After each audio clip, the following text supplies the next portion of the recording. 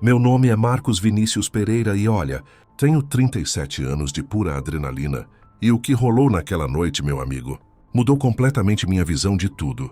Foi no glorioso dia 14 de julho de 2019, numa estrada de terra que ligava Petrolina a uma comunidade rural chamada Serra da Santa.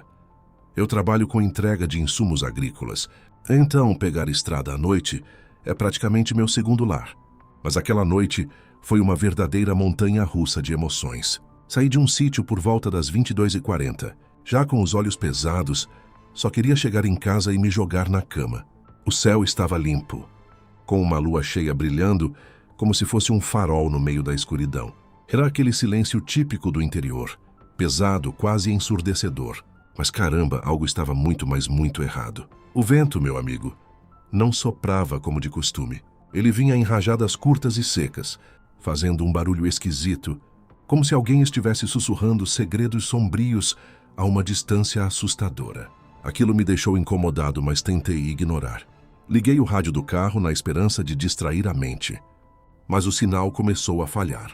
Primeiro um chiado insuportável, depois um silêncio mortal. E foi aí que eu vi. Lá na frente, no meio da estrada, havia alguém parado. Uma figura. Diminuí a velocidade, pensando que poderia ser alguém precisando de ajuda.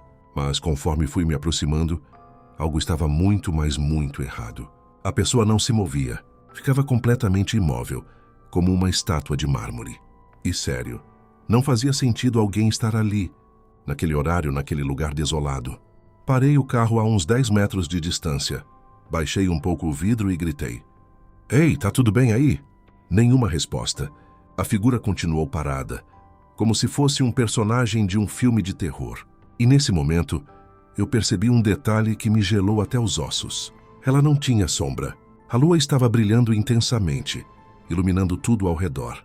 Mas aquela coisa simplesmente não projetava sombra no chão. Que porra era aquela? Naquele instante, um frio subiu pela minha espinha. Algo dentro de mim dizia claramente: vai embora. Mas eu não fui.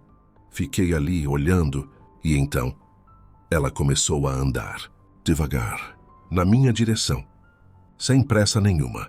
Conforme se aproximava, eu conseguia ver melhor. Não era uma pessoa normal. O corpo parecia estranho, meio torto, desproporcional. Os braços eram longos demais, pendendo de um jeito antinatural. E o rosto não tinha expressão. Era vazio, sem emoção, sem vida. Quando chegou mais perto do carro, eu simplesmente travei. Não conseguia acelerar, não consegui reagir. Meu corpo não respondia. E foi então que aconteceu o pior. Ela falou, mas não mexeu a boca. A voz veio direto, dentro da minha cabeça. Marcos, naquele momento eu congelei. Eu não tinha dito meu nome. Não tinha ninguém ali que pudesse saber quem eu era. E aquela coisa, sabia. Você demorou? Tentei dar partida no carro desesperado. Girei a chave, mas o motor não respondia. Só fazia um barulho seco, falhando. A coisa se aproximou ainda mais. Colocou a mão sobre o capô. E eu vi claramente. A mão não era humana. Era longa demais, fina demais, com dedos esticados de um jeito impossível. E então, tudo apagou. O carro morreu completamente. As luzes se foram. Ficou um breu absoluto. Silêncio total. Naquele exato momento, um frio cortante subiu pela minha espinha, como se um bloco de gelo tivesse decidido fazer uma festa na minha coluna. Algo dentro de mim gritava: sai dessa, maluco. Mas como um verdadeiro idiota, eu fiquei ali paralisado, como um cervo na frente de faróis. E então, ela começou a se mover, devagar, como se estivesse em câmera lenta, na minha direção como uma sombra do além, sem pressa nenhuma, como se tivesse todo o tempo do mundo.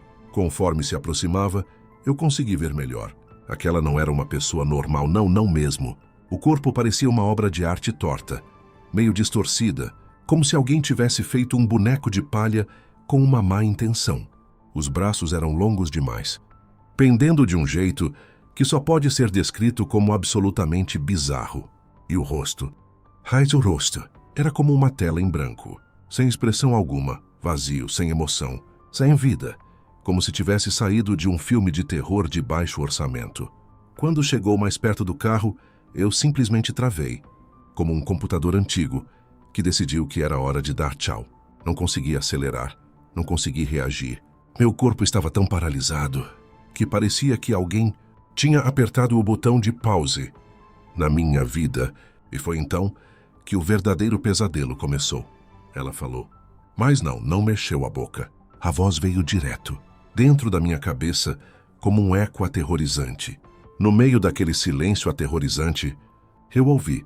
Sim, você ouviu direito. Bem ao meu lado, no banco do passageiro. Uma respiração, lenta, pesada, quase como se estivesse te observando. Meu coração estava disparado. Parecia que ia sair pela boca. Eu virei o rosto devagar. E lá estava alguém sentado ali. Mas como isso era possível?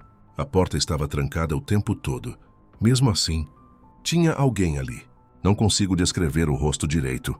Era como se mudasse toda hora, uma verdadeira ilusão. Não era fixo. Não era humano. Aquela presença se inclinou na minha direção, como se quisesse me devorar. Chegou tão perto do meu ouvido que eu quase podia sentir a respiração gélida. E então sussurrou com uma voz que gelou meu sangue. Agora você viu.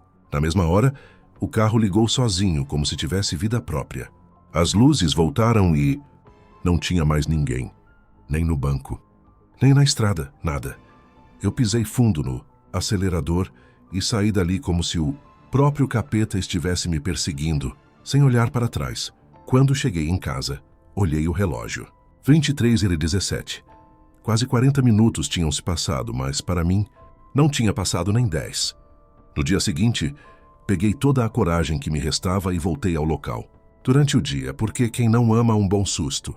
E foi aí que encontrei algo que me arrepiou ainda mais. Marcas na estrada. Como se algo tivesse sido arrastado, seguindo exatamente até o ponto onde meu carro tinha parado. E simplesmente parando ali. Até hoje eu nunca mais passei por aquela estrada à noite. E o pior de tudo, às vezes quando estou sozinho, eu ainda ouço alguém me chamando pelo nome. O que diabos é isso?